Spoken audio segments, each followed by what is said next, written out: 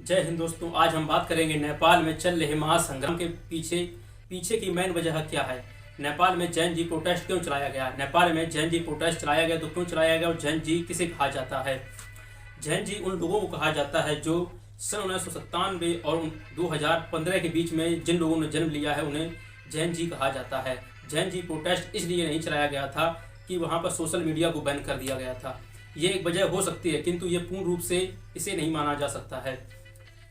Jain ji protest इसलिए चलाया गया था क्योंकि नेपाल में भ्रष्टाचार करप्शन इतनी तेजी से बढ़ रहा था कि वहाँ पर लोगों को जॉब के लिए बाहर देशों में अप्लाई करना पड़ रहा था। 2022 में 15,000 से अधिक स्टूडेंट को रशियन मिलिट्री ज्वाइन करनी पड़ी, यानी कि आप कह सकते हैं 15,000 से ज़्यादा लोगों ने रशियन मिलिट्री को ज्वाइन किया था क्योंकि नेपाल में पूर्ण रूप से जॉब नहीं मिल रही थी, स्थायी रूप से वहाँ पर काम नहीं मिल रहा था, स्थायी रूप से वहाँ पर रोजगार उपलब्ध नहीं था, इसलिए लोग बाहर जॉब के लिए अप्लाई कर रहे थे। जबकि नेपाल के लोगों को ये मालूम था कि उन लोगों को कुछ ही दिनों की ट्रेनिंग देकर फर्स्ट लाइन पर यानी कि सबसे आगे लड़ाई के लिए खड़ा कर दिया जाता था। भ्रष्टाचार को पूर्ण रूप से बंद करने के लिए ये जैन जी प्रोटेस्ट चलाया गया था। जैन जी प्रोटेस्ट का एक सबसे बड़ा रीजन ये था कि वहाँ पर जो नेताओं के बच्चे थे, नेताओं के जो लड़कियां थी या लड़के थे, वो बाहर जाकर अपनी लग्जरी लाइफ को शो आउट कर रहे थे, यानी कि वो अपने लग्जरी लाइफ जी रहे थे और लग्जरी लाइफ जीने के साथ साथ वो अपनी तस्वीरों को, अपने वीडियोज़ को सोशल मीडिया पर बहुत तेज़ी से डाल रहे थे। यानी कि तस्वीरें लोगों के सामने आई तो लोगों ने फोटोज़ पर रिएक्ट करना शुरू कर दिया, उन वीडियोज़ या फोटोज़ पर अपने अपने कमेंट्स करने शुरू कर दिए, जिसके चलते लोगों में बहुत ही ज़्यादा चर्चा फैलने लगी। लोगों में एक बहुत ही ज़्यादा माहौल ये बना कि जो आम आदमी, जो गरीब आदमी है, उससे 2 वक्त का खाना नहीं मिल रहा है और जो नेताओं के लोग, नेताओं के बच्चे हैं, वो बाहर जाकर लग्जरी लाइफ जी रहे हैं, जिसके चलते लोगों में बहुत ही ज़्यादा कमेंट करने शुरू कर दिए। तो वहाँ की सरकार, नेपाल की सरकार ने सोशल मीडिया को बैन कर दिया। सोशल मीडिया बैन करने का केवल एक ही रीजन था कि नेता लोग, जो कार्यकर्ता लोग हैं, नेता जो चिमचा लोग हैं, वो अपनी चोरी को छिपा सकें, वो अपने भ्रष्टाचार को छिपा सकें, इसलिए वहाँ पर सोशल मीडिया को बैन किया गया था। और सबसे बड़ी बात तो ये है कि वहाँ पर करप्शन यानी भ्रष्टाचार इतनी तेज़ी से बढ़ रहा था कि लोगों को स्थायी रूप से जॉब नहीं मिल रही थी। 2022 में नेपाल में जो जॉब का रेशियो था तो 20.82% जॉबलेस व्यक्ति थे, यानी कि 100 में से 20 स्टूडेंट जॉबलेस थे, यानी कि 5 में से 1 स्टूडेंट जॉब नहीं कर सकता था। इतनी वहाँ पर महामारी चल रही थी, जिसके चलते लोगों ने बाहर जाना, यानी कि बाहर जॉब के लिए अप्लाई कर रहे थे।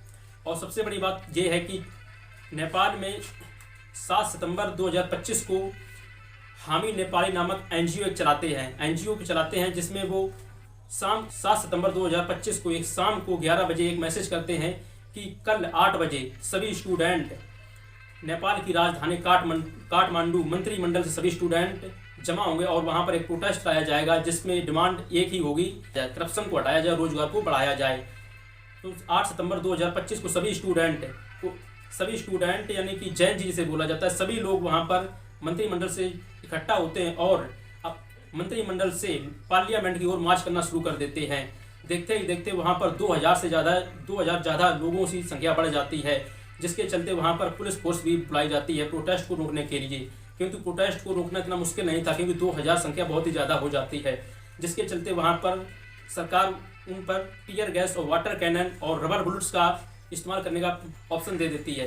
तो वहाँ पर चलते धीरे धीरे वाटर कैनन और टीयर गैस का इस्तेमाल होने लगता है, जिसके चलते वहाँ पर प्रोटेस्टर को थामना बहुत मुश्किल हो रहा था। प्रोटेस्टर और भी आक्रोशित होते जा रहे थे, जिसके चलते वहाँ पर नेपाल की सरकार ने ओपन फायर का ऑप्शन दे दिया, ओपन फायर करने का उनको आदेश दे दिया। ओपन फायर जब की जाती है, प्रोटेस्टर को रोकने के लिए ओपन फायर हमेशा पैरों में ओपन फायर की जाती है, यानी कि पैरों के तले, घुटनों के तले ओपन फायर की जाती है। किंतु नेपाल में सब कुछ उल्टा हो रहा था। ओपन फायर जब की गई तो वहाँ पर डायरेक्ट लोगों के मस्तक पर सीधे गोली से वार किया गया, रबर बुलेट्स नहीं, एक्चुअल बुलेट से सीधे मस्तक पर वार किया गया। ऑन स्पॉट वहाँ पर 19 लोगों की डेथ हो गई और 400 से ज़्यादा अधिक लोग घायल हो गए। जो 19 लोगों की डेथ हुई तो उसमें से एक 12 साल का बच्चा भी शामिल था, 12 साल का बच्चा भी मारा जाता है। इस प्रकार की तानाशाही देखकर लोगों में बहुत ही ज़्यादा आक्रोश बढ़ गया और भी ज़्यादा वहाँ पर लोगों में जैसे ही ये खबर फैली और भी लोग वहाँ पर आने लगे और भी लोग पढ़ने लगे। 2 और 3 बजे के बीच वहाँ की सरकार एक फैसला लेती है कि वो कर्फ्यू लगा देगी, 2:30 बजे के बाद वो कर्फ्यू लगा देंगे, जिसके चलते वहाँ पर कर्फ्यू तो लगाया जाता है, किंतु वहाँ पर संख्या हर घंटे बढ़ती ही जा रही है। देखते ही देखते वहाँ पर संख्या 2 से 3 गुना बढ़ जाती है, जिसके चलते वहाँ पर कुछ बच्चे पार्लियामेंट के अंदर भी घुस जाते हैं और पार्लियामेंट में आग लगा देते हैं। यहाँ तक कि देखते ही देखते लोगों में इतना ही ज़्यादा आक्रोश बढ़ जाता है कि पूर्व प्रधानमंत्री के घर में घुसकर उनकी पत्नी को जला दिया जाता है। और जितने भी नेताओं या नेताओं के घर या नेताओं की कोई प्रॉपर्टी थी, लोगों का टारगेट केवल एक ही रह गया था, जो नेता लोगों की प्रॉपर्टी है वहाँ पर हमला किया जाए और वह प्रॉपर्टी को खत्म किया जाए।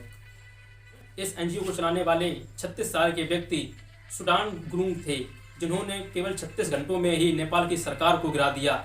36 घंटों के अंदर केपी शर्मा ओली को इस्तीफा देने पर मजबूर कर दिया। सुडान गुरुंग का कहना था कि वहाँ पर जो अब सरकार बनाई जाएगी वो केवल सरकार लोगों की परामर्श के ही अनुसार बनाई जाएगी। लोगों ने चुनाव किया तो वहाँ पर प्रेजेंट टाइम में सुशीला कार्की को पीएम के पद पर नियुक्त किया गया है। पीएम के पद पर सुशीला कार्की को शपथ लेने से पहले सुडान गुरुंग ने 3 शर्तें रखी थीं। पहली शर्त यह थी, जो अभी तक लोगों ने सदन में जितनी भी सीटें जीती हैं उन्हें निरस्त कर दिया जाएगा। दूसरी डिमांड ये थी, जो प्रोटेस्टर मारे गए हैं, जिन प्रोटेस्टर को मारा गया है उनके परिवार को आर्थिक और शारीरिक सुविधाएं भी दी जाएंगी। तीसरी डिमांड ये थी, जो ब्लैक मनी नेताओं के बच्चों को जो ब्लैक मनी है उसे पुलिस की हिरासत में लिया जाए। धन्यवाद। Hundreds of thousands of protesters in Nepal, and some of whom were killed in the process, were setting fire all over the capital, major government buildings being broken into a flame. The Prime Minister fled the country.